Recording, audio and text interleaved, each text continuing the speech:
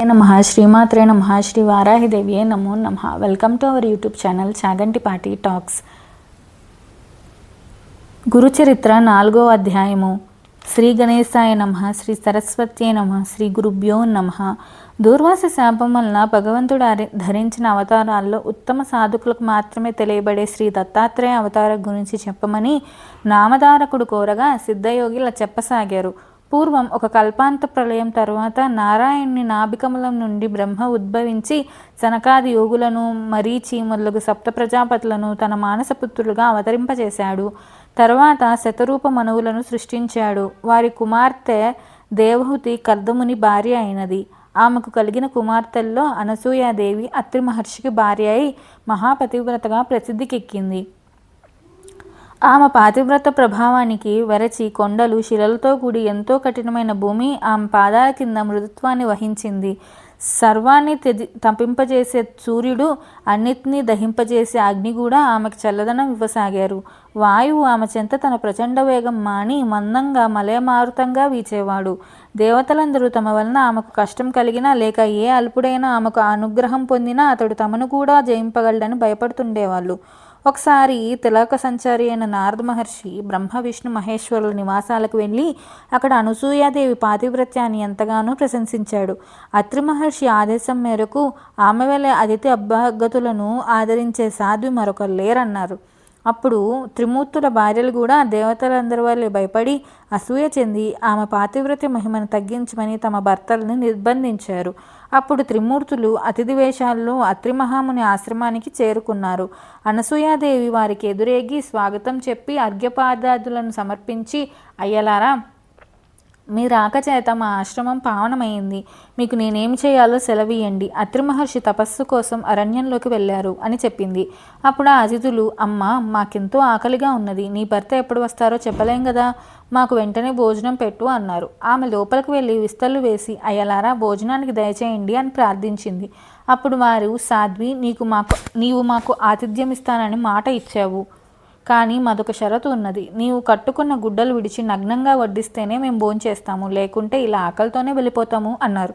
వారు ఆకలితో వెళ్ళిపోతే ఆమె అత్రి మహర్షి ఆదేశాన్ని మీరినట్లు అవుతుంది. అంతేకాక ఆకలితో తిరిగిపోయిన అతిథి గృహస్థుల పుణ్యాన్ని, తపస్సును కూడా తీసుకుపోతాడని శాస్త్రం.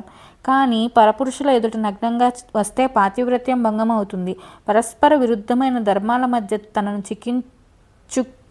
చిక్కించుకోజూసిన అతిథులు సామాన్యులుగారని ఆమె వెంటనే గ్రహించింది. వారి విచిత్రమైన షరతుకు ఆమె తనలో తానే నవ్వుకున్నది.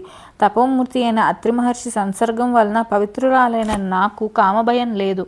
ఆకలిగొన్న అన్నమడిగిన వీరు ధర్మం ప్రకారం నా బిడ్డలే గాని పరపురుషులు గారు అనుకొని ఆ సాధ్వి, అయ్యలారా, అలానే చేస్తాను, భోజనానికి లేవండి అని చెప్పి ఆశ్రమం లోపలికి వెళ్ళి అత్రి మహర్షి పాదుకలతో, స్వామి, నేను మీ ఆజ్ఞ మేరకు వారు నా బిడ్డలన్న భావంతోనే భోజనం వడ్డిస్తాను అని చెప్పుకున్నది. ఆమె యొక్క పాతివ్రత్య మహిమాన్వితమైన సంకల్పం వలన ఆమె భోజనం వడ్డించడానికి నగ్నంగా వెళ్ళేసరికి ఆ ముగ్గురు పసిపిల్లలయ్యారు. ఆమె భావాన్ని అనుసరించి ఆమెకు బాలింతరాల వలె స్తన్యం వచ్చింది. ఆమె వెంటనే మరలా వస్త్రాలు ధరించి ఆ బిడ్డలకు తృప్తిగా పాలిచ్చింది. నిరంతరం సృష్టి చేసి అలసిన వాడిలా బ్రహ్మదేవుడు, ప్రపంచాన్ని పాలించి అలసిన వాడిలా శ్రీ మహావిష్ణువు, జగత్సంహార కార్యం వలన సోలిపోయిన వానిలాగా శంకరుడు అనసూయాదేవి యొక్క పాతివ్రత్య మహిమను గ్రోలి విశ్రాంతి చెందారు. ఆ పతివ్రత తన దివ్య దృష్టి వలన ఆ ముగ్గురు త్రిమూర్తులను తెలుసుకొని ఊయలలో పెట్టి ఆ జరిగిన కథనే జోలగా పాడుచున్నది. ఇంతలో అత్రి మహర్షి వచ్చి ఆమె నుండి సర్వం తెలుసుకొని ఊయల్లోని త్రిమూర్తులను దర్శించి ఆ రూపాల్లో ప్రకటమైన పరమాత్మను ఇలా స్తుతించాడు. ఓ మహావిష్ణువు, నువ్వు సృష్టి స్థితి లయకారకుడవు, జగత్ సాక్షివి, విశ్వమయుడవు, విశ్వాధారుడవు. ఓ పరమేశ్వర, నీవు సహజంగా ఒకడే అయినా నీ లీలల చేత త్రిమూర్తులుగా మారి క్రీడిస్తున్నావు. వాస్తవానికి ఈ జగత్ నీకంటే వేరుగాకపోయినా మసక చీకట్లోని తాడు దాని భిన్నమైన పాముగా గోచరించినట్లు నేను, నాది అనే మాయతో కూడిన భావన వలన నీకంటే వేరైనట్లు జీవులకు గోచరిస్తున్నది. ఊయల్లోని పిల్లలు హాయిగా నిద్రపోతున్నారు. త్రిమూర్తులు ఆ స్తోత్రానికి తృప్తి చెంది తమ నిజరూపాలతో కూడా ప్రత్యక్షమై వరం కోరుకోమన్నారు. అప్పుడు ఆయన సాభిప్రాయంగా భార్య వైపు చూస్తూ, సాధ్వి, వీరు మనస్సు చేత కూడా పొందడానికి వీలుగాని వారు. అయినా నీ భక్తి వలన ఇలా వచ్చారు, నీ అభిష్టమేంటో నివేదించుకో అన్నాడు. అనసూయాదేవి, స్వామి, ఈ సృష్టి యొక్క వికాసం కోసమే మీరు భగవంతుని చేత సృష్టించబడ్డారు కదా, కనుక ఈ 3 మూర్తులుగా ప్రత్యక్షమైన వీరిని పుత్రులుగా పొంది మీ అవతార కార్యం నెరవేర్చుకోవడమే నా అభిష్టం అన్నది. అత్రి మహర్షి సంతోషించి, మీరు మాకు పుత్రులుగా పుట్టి మమ్మల్ని ఉద్ధరించండి అని కోరాడు. అప్పుడు వారు, మహర్షి, మేము నీకు సంపూర్ణంగా దత్తం చేసుకున్నాము అన్నారు. ఆ పతివ్రత ప్రభావం వల్ల త్రిమూర్తులు అత్రి కోరిన వరమును అనుగ్రహించి తమ లోకాలకు వెళ్ళి వారి భార్యలను కలుసుకున్నారు. తర్వాత అత్రి, అనసూయలకు 3 పుత్రులు కలిగారు. సద్గురువైన అత్రి మహర్షికి ఆత్మసమర్పణ చేసుకుని సేవించిన ఫలితంగా తనకు వ్రతభంగం చేసి చెప్పించడానికి వచ్చిన త్రిమూర్తులను బిడ్డలుగా పొందింది అనసూయాదేవి. తర్వాత అత్రి మహర్షి బాలవిష్ణుమూర్తికి దత్తుడని, దర్శనం మాత్రం చేత అతని అందరి హృదయాలకు ఆహ్లాదాన్ని చే బ్రహ్మదేవునికి చంద్రుడని, ప్రళయకర్త అయిన రుద్రుడికి దుర్వాసుడని నామకరణం చేశాడు. ఈ 3 అత్రి యొక్క సంతానం గనుక వీరిని ఆత్రేయులని, దత్తుని దత్తాత్రేయుడని వ్యవహరిస్తారు. ఈయనే సాక్షాత్తు పరమేశ్వరుడు, శృతులకు కూడా అందని సచ్చిదానంద స్వరూపుడు, మానవులకు అభీష్టాలు నెరవేర్చి యోగము, జ్ఞానము ప్రసాదించే వారు. స్మరించిన తక్షణంలోనే అనుగ్రహిస్తూ సర్వత్రా సంచరిస్తుంటాడు. దూర్వాసుడు మిక్కిలి కోప స్వభావం గలవాడే.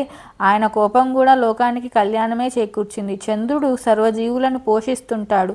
తరువాత బ్రహ్మ, శివుడు, చంద్రుడు, దూర్వాసుడు తమ దివ్యాంశలను దత్తాత్రేయుని నుంచి తల్లి అనుమతితో తపస్సుకు వెళ్ళిపోయారు. నామధారక, అలనాటి దూర్వాస శాపం వల్లనే పరమాత్మ అయిన శ్రీ దత్తుడు శాశ్వతంగా భూమి మీద సంచరిస్తూ భక్తులను అనుగ్రహిస్తూ ఉంటాడు. అసలు ఆయన అవతరించినదే అందులకు. స్థూల దృష్టికి అలా కనిపించినా నిజానికి ఇతర అవతారాలు తమ కార్యం తీరగానే శరీరాలు త్యాగం చేసి వైకుంఠానికి వెళ్ళిపోయినట్లు భగవంతుడు ఈ దత్తావతారంలో చేయడు. శ్రీరాముడు రావణాది రాక్షస సంహారం కోసము, శ్రీకృష్ణుడు దుర్యోధన దుష్టులను సంహరించే భూభారం తగ్గించడానికి అవతరించారు. ఆ కార్యాలు తీరగానే ఆ ఇద్దరు తమ శరీరాన్ని వదిలివేశారు. కానీ సర్వజనోద్ధరణమే దత్తావతార కార్యం. సృష్టిన్నంత వరకు కొనసాగించవలసిందే కనుక దత్తస్వామి అవతారం త్యాగం చేయకుండా నిత్యం భూమిపైనే సంచరిస్తుంటాడు. శ్రీ దత్తాత్రేయుడే ఆది గురువు. పూర్వం భగవంతుడు మత్స్య కూర్మ రూపాల్లో అవతరించాడు. అలాగే ఈ కలియుగంలో కూడా ఇప్పటికి 2 సార్లు అవతరించాడు. కలియుగంలో అజ్ఞానులకు గోచారం కాకపోయినా ఈ 2 అవతారాలు ఇప్పటికీ కూడా భక్తుల అభీష్టాలు నెరవేరుస్తున్నాయి. ఇతర యుగాల్లో కర్మచేత తప్ప సిద్ధించని పుణ్యం ఈ కలియుగంలో పరిమిత కాలంలో సత్సంకల్పం చేతనే సిద్ధిస్తుంది. కనుక ఇట్టి కలియుగంలో జన్మించి బుద్ధిపూర్వకంగా శ్రీగురుణ్ణి ఆరాధించి తరించడం ఎంతో సులభం.